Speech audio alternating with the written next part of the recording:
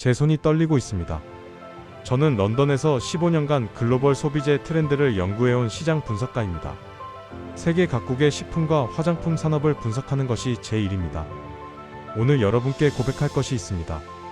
10년 전 저는 틀렸습니다. 2015년 런던 사무실. 아시아 소비재 시장 보고서를 작성하고 있었습니다. 한국 섹션을 쓰면서 저는 이렇게 결론 내렸습니다. 한국은 우수한 제조 강국이다. 그러나 식품과 화장품 같은 문화상품은 서구 시장에서 한계가 있을 것이다. 동료들도 같은 생각이었습니다. 전자제품이나 자동차는 훌륭하지. 하지만 유럽인의 식탁을 바꾸긴 어렵지. 저는 확신했습니다. 프랑스의 화장품, 이탈리아의 식문화, 영국의 전통. 이것들을 바꾸는 건 불가능하다고. 그로부터 10년 뒤, 2024년 가을. 저는 런던 중심가를 걷고 있었습니다.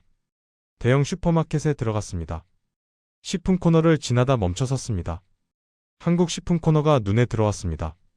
라면, 김치, 고추장, 김밥, 떡볶이. 놀라운 건 사람들이었습니다. 백인 중년 여성이 라면을 카트에 담았습니다. 한 봉지가 아니라 여러 봉지를. 젊은 남성이 김치를 들고 성분표를 확인했습니다. 노년 부부가 고추장 앞에서 어느 제품을 살지 고민했습니다. 저는 그 자리에 서서 10분 넘게 지켜봤습니다. 사람들이 계속 왔습니다. 자연스럽게 한국 식품을 집어갔습니다. 이국적인 음식을 호기심에 사는 게 아니었습니다. 익숙한 장복이었습니다. 직원이 빈 선반에 재고를 채워넣고 있었습니다. 손이 떨렸습니다. 10년 전 제가 쓴 보고서가 떠올랐습니다. 한계가 있을 것이다. 제가 틀렸습니다. 다음 주 저는 파리로 출장을 갔습니다. 화장품 시장 조사 때문이었습니다. 샹젤리제 거리. 유명 뷰티 매장에 들어갔습니다. 프랑스는 화장품의 나라입니다.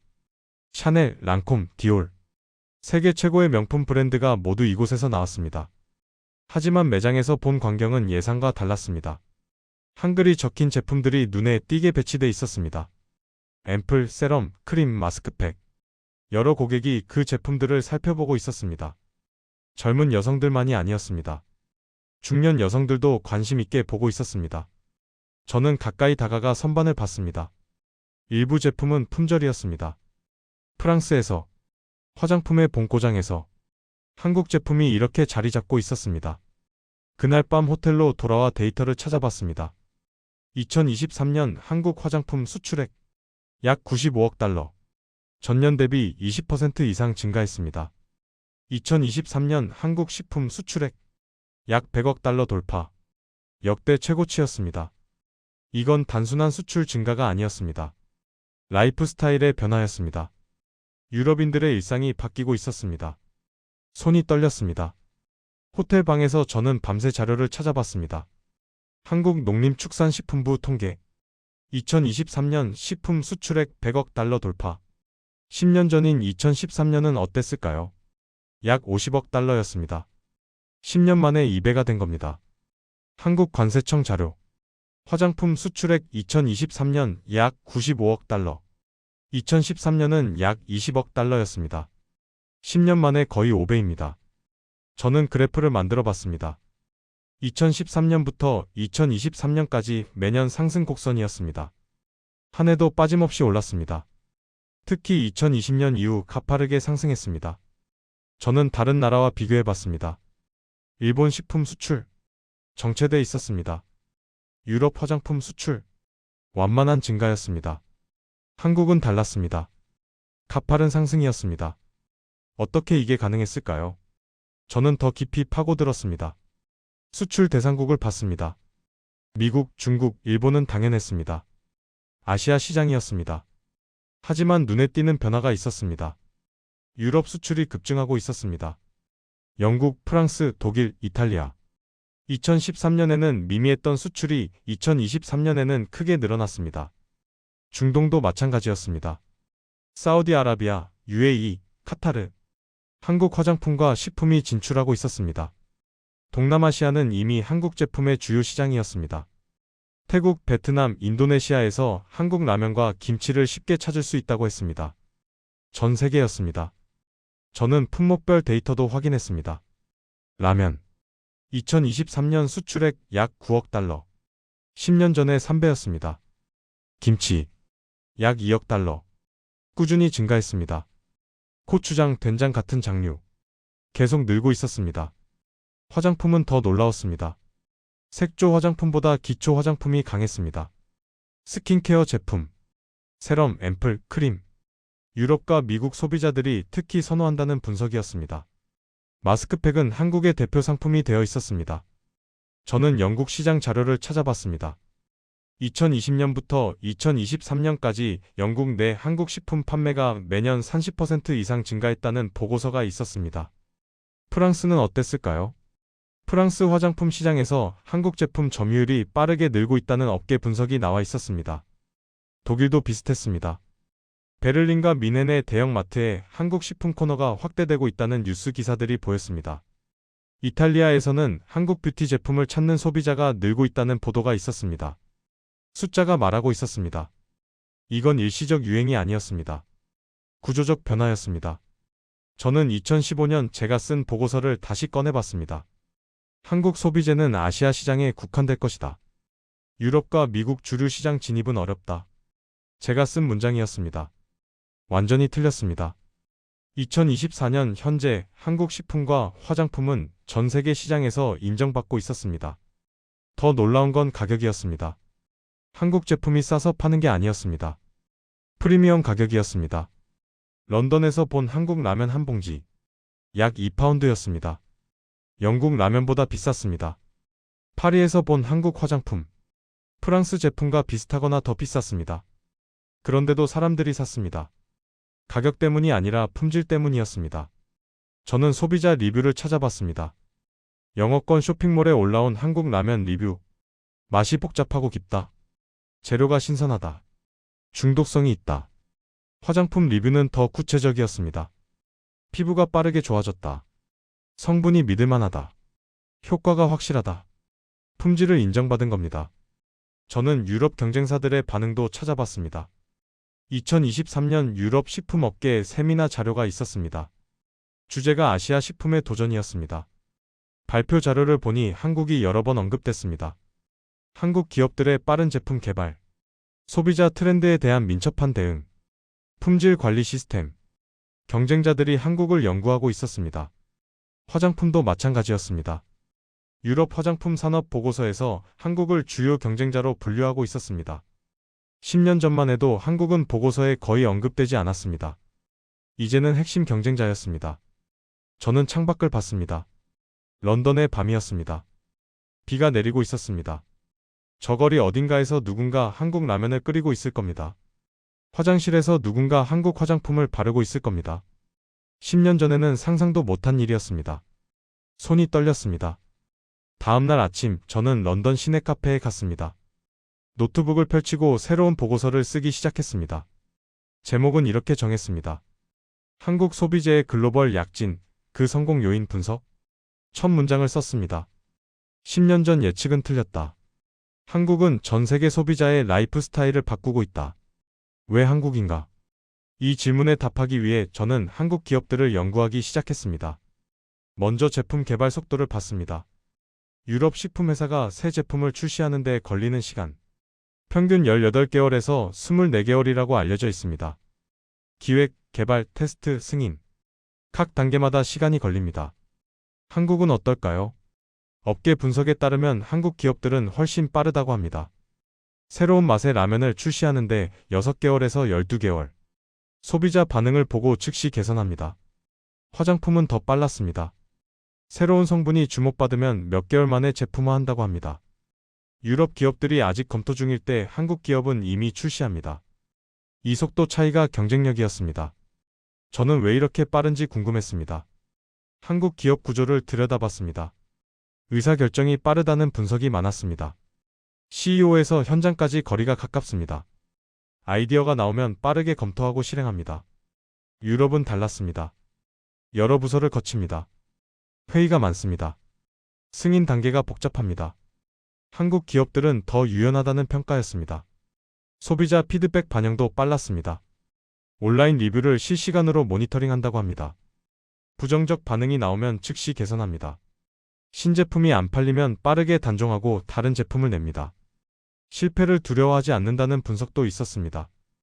빠르게 시도하고 빠르게 배우고 빠르게 수정합니다. 이게 한국 기업들의 방식이라고 했습니다. 품질은 어땠을까요? 빠르다고 품질이 떨어지는 건 아니었습니다. 오히려 반대였습니다. 한국 식품의 위생 기준은 높다고 알려져 있습니다. 수출용 제품은 더 엄격한 검사를 거칩니다. 유럽과 미국 기준을 모두 충족해야 수출할 수 있습니다. 한국 기업들은 그 기준을 통과했습니다. 화장품도 마찬가지였습니다. 유럽연합의 화장품 규제는 세계에서 가장 까다롭습니다.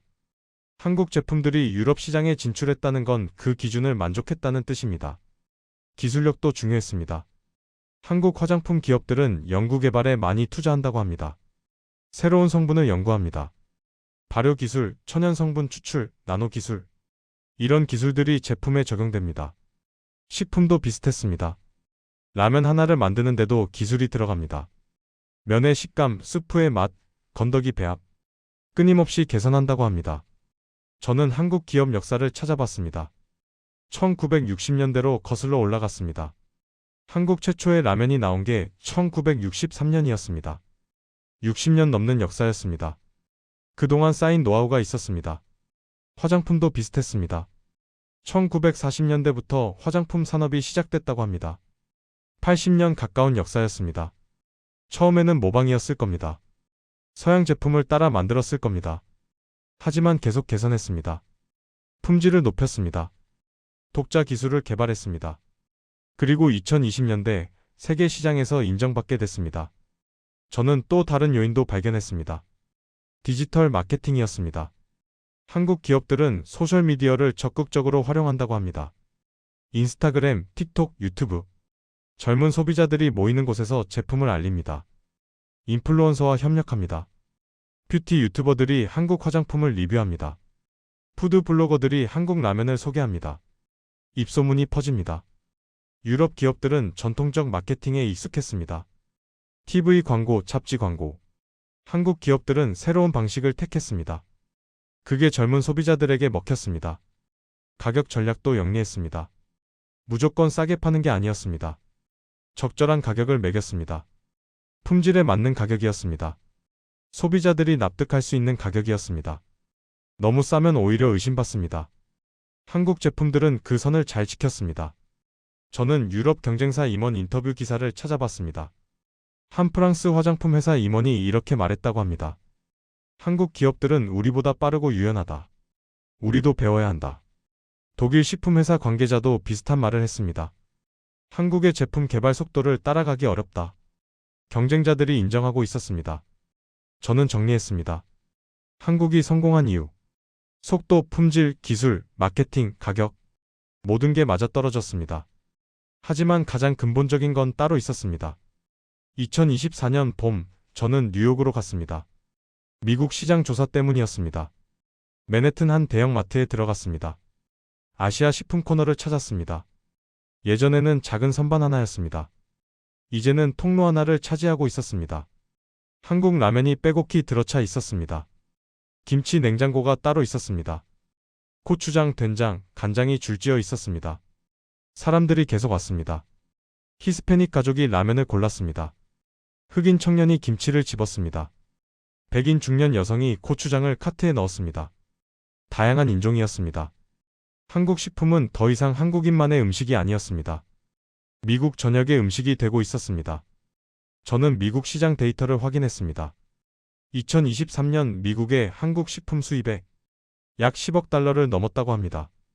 10년 전에 3배 이상이었습니다. 특히 라면 소비가 폭발적으로 늘었다고 합니다. 미국 대학가에서 한국 라면은 필수품이 됐다는 분석도 있었습니다. 화장품은 어땠을까요? 뉴욕 맨해튼 뷰티 매장들을 돌아다녔습니다. 세포라 같은 대형 매장에 한국 브랜드들이 들어와 있었습니다. 단순히 진열만 된 게 아니었습니다.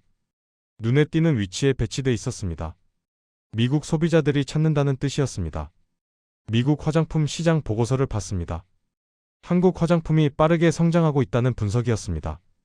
특히 스킨케어 분야에서 강하다고 했습니다.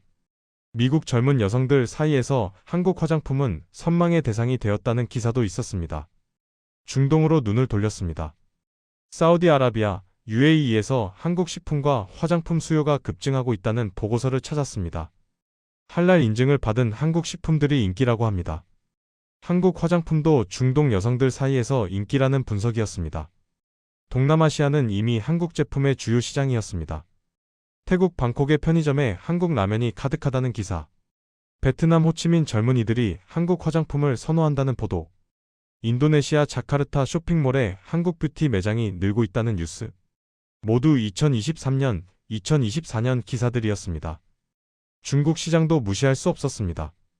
중국에서 한국 화장품은 여전히 인기가 높다고 합니다. 정치적 관계가 어려워도 소비자들은 품질을 선택한다는 분석이었습니다. 일본은 어땠을까요? 한국 식품이 일본에서도 인기라는 기사들이 보였습니다. 특히 한국 편의점 음식들이 일본에서 화제라고 합니다. 일본 소비자들이 한국 과자와 라면을 찾는다고 합니다. 아프리카에도 진출하고 있었습니다. 남아프리카 공화국에서 한국 라면 판매가 늘고 있다는 보도가 있었습니다. 남미도 마찬가지였습니다. 브라질에서 한국 화장품에 대한 관심이 높아지고 있다는 기사가 있었습니다. 전 세계였습니다. 한국 식품과 화장품이 전 세계로 퍼지고 있었습니다. 저는 해외 언론 보도를 찾아봤습니다. 미국 뉴욕타임스가 한국 라면 열풍을 다뤘습니다. 영국 가디언이 K뷰티 현상을 분석했습니다. 프랑스 르몽드가 한국 식문화의 세계화를 보도했습니다. 독일 슈피겔이 한국 화장품 산업을 조명했습니다. 주요 언론들이 주목하고 있었습니다. 소셜미디어는 더 뜨거웠습니다. 인스타그램에 한국 라면 사진이 넘쳤습니다. 틱톡에 한국 화장품 리뷰 영상이 쏟아졌습니다. 유튜브에 한국 음식 먹방이 수백만 조회수를 기록했습니다. 젊은 세대가 열광하고 있었습니다. 저는 소비자 인터뷰 자료를 찾아봤습니다. 미국 대학생이 말했습니다. 한국 라면은 맛도 좋고 가격도 적당해요. 자주 먹어요. 영국 직장인이 말했습니다. 한국 화장품을 쓰고 나서 피부가 좋아졌어요. 이제 다른 건 안 써요. 프랑스 주부가 말했습니다. 김치가 건강에 좋다고 해서 먹기 시작했어요. 이제 익숙해졌어요. 실제 소비자들의 목소리였습니다. 전문가들도 인정하고 있었습니다. 미국의 한 식품평론가가 이렇게 말했다고 합니다. 한국 식품은 품질이 훌륭하다. 세계 시장에서 성공할 만하다. 영국의 뷰티 전문가도 비슷한 평가를 했습니다. 한국 화장품은 혁신적이다. 유럽 브랜드들이 배워야 한다. 시장이 인정하고 있었습니다. 소비자가 선택하고 있었습니다. 전문가가 추천하고 있었습니다. 한국 제품은 이제 세계 표준이 되고 있었습니다. 손이 떨렸습니다. 2024년 여름 저는 프랑크푸르트에서 열린 유럽 소비재 산업 컨퍼런스에 참석했습니다. 주제는 글로벌 시장의 변화였습니다. 회의장에 유럽 주요 식품 및 화장품 기업 임원들이 모였습니다. 발표가 시작됐습니다. 첫 슬라이드에 그래프가 떴습니다. 유럽 화장품 산업 성장률 2020년부터 2023년까지 완만한 증가였습니다. 다음 슬라이드 아시아 화장품 산업 성장률 같은 기간 가파른 상승이었습니다. 특히 한국이 두드러졌습니다. 발표자가 말했습니다. 우리는 새로운 경쟁자를 직면하고 있습니다. 회의장이 조용해졌습니다. 다음 발표도 비슷했습니다. 식품 부문이었습니다. 유럽 식품 수출 정책, 아시아 식품 수출 급증, 한국, 태국, 베트남이 성장하고 있었습니다. 특히 한국의 성장세가 눈에 띄었습니다. 점심시간 저는 독일 화장품 회사 임원과 이야기를 나눴습니다. 그가 한숨을 쉬었습니다. 한국 기업들이 무섭습니다. 속도를 따라갈 수 없어요. 구체적으로 어떤 점이 다릅니까? 모든 게 빠릅니다. 제품 개발, 시장 반응, 개선. 우리가 기획할 때 그들은 이미 출시합니다. 프랑스 식품회사 관계자도 비슷한 말을 했습니다. 한국 라면이 우리 시장을 빠르게 잠식하고 있습니다. 젊은 소비자들이 선호합니다. 위기감이었습니다. 오후 세션에서 한 컨설턴트가 발표했습니다. 한국 기업의 성공 요인 분석이라는 제목이었습니다. 그는 여러 요인을 나열했습니다. 빠른 의사결정 구조, 적극적인 디지털 마케팅, 소비자 피드백의 즉각 반영, 품질에 대한 집착, 끊임없는 혁신. 유럽 기업들이 부족한 부분들이었습니다. 질의응답 시간에 한 임원이 물었습니다. 우리도 따라할 수 있습니까? 컨설턴트가 대답했습니다. 쉽지 않습니다. 조직 문화부터 바꿔야 합니다. 시간이 걸릴 것입니다. 회의장이 다시 조용해졌습니다. 저는 그날 밤 호텔로 돌아와 생각했습니다. 유럽 기업들이 움직이고 있었습니다. 하지만 늦었습니다. 한국은 이미 앞서 나갔습니다. 다음 달 저는 영국 화장품 회사를 방문했습니다. 연구소를 둘러봤습니다. 연구원이 설명했습니다. 우리도 한국 기술을 연구하고 있습니다. 발효 기술, 천연 성분 추출. 한국에서 배우는 겁니까? 그렇습니다. 그들이 앞서 있으니까요. 인정하는 모습이었습니다. 이탈리아 식품 회사도 비슷했습니다. 업계 뉴스에서 읽었습니다. 이탈리아의 한 파스타 회사가 한국 라면 제조 기술을 연구하고 있다는 기사였습니다. 면발의 식감, 스프의 맛조합. 배우려 하고 있었습니다. 벤치마킹이 시작된 겁니다. 하지만 쉽지 않아 보였습니다. 기술만 따라하면 되는 게 아니었습니다. 문화가 달랐습니다. 한국 기업들의 속도, 유연성, 혁신 의지. 이것들은 단순히 배워서 되는 게 아니었습니다. 조직 전체가 바뀌어야 했습니다. 유럽 기업들은 오랜 역사를 가지고 있었습니다. 전통과 자부심이 있었습니다. 하지만 그것이 때로는 변화를 막는 장벽이 되기도 했습니다. 한국은 달랐습니다. 역사는 짧았지만 변화에 빨랐습니다. 살아남기 위해 계속 혁신했습니다. 그 차이가 지금의 결과를 만들었습니다. 저는 시장 보고서들을 다시 읽어봤습니다. 2025년 전망, 2030년 전망. 대부분의 보고서가 한국의 지속 성장을 예측했습니다. 식품 시장에서 한국의 영향력은 더 커질 것이라고 했습니다. 화장품 시장에서도 한국은 주요 플레이어로 자리 잡을 것이라고 했습니다. 유럽과 미국 기업들은 대응해야 했습니다. 하지만 시간이 걸릴 것 같았습니다. 그 사이 한국은 더 앞서 나갈 것이었습니다. 저는 10년 전을 다시 떠올렸습니다. 2015년 제가 쓴 보고서. 한국은 제조 강국일 뿐이다. 완전히 틀렸습니다. 한국은 제조를 넘어섰습니다. 문화를 수출하고 있었습니다. 라이프 스타일을 바꾸고 있었습니다. 세계 소비자의 선택을 바꾸고 있었습니다. 그리고 그 뒤에는 무엇이 있었을까요? 단순히 기업의 노력만은 아니었습니다. 한 나라의 역사가 있었습니다. 한 세대의 땀이 있었습니다. 1960년으로 돌아가 보겠습니다. 서울의 한 작은 공장. 라면을 만들기 시작했습니다. 일본 기술을 들여왔습니다. 처음에는 모방이었습니다. 하지만 시작이었습니다. 공장 라인에 사람들이 섰습니다. 젊은 노동자들이었습니다. 20대, 30대였을 겁니다. 지금 이 영상을 보고 계신 70대, 80대 어르신들. 혹시 그때 그 공장에서 일하셨습니까? 혹시 그 라면을 만드셨습니까? 1970년대. 화장품 공장이 생겼습니다. 역시 작은 공장이었습니다. 크림을 담고 립스틱을 만들고 로션을 병에 넣었습니다. 손으로 하나하나 작업했습니다. 밤낮 없이 일했습니다. 그곳에서 일한 사람들. 지금 60대, 70대가 되셨을 겁니다. 이 영상을 보고 계실지도 모릅니다. 1980년대. 공장이 커졌습니다. 기계가 들어왔습니다.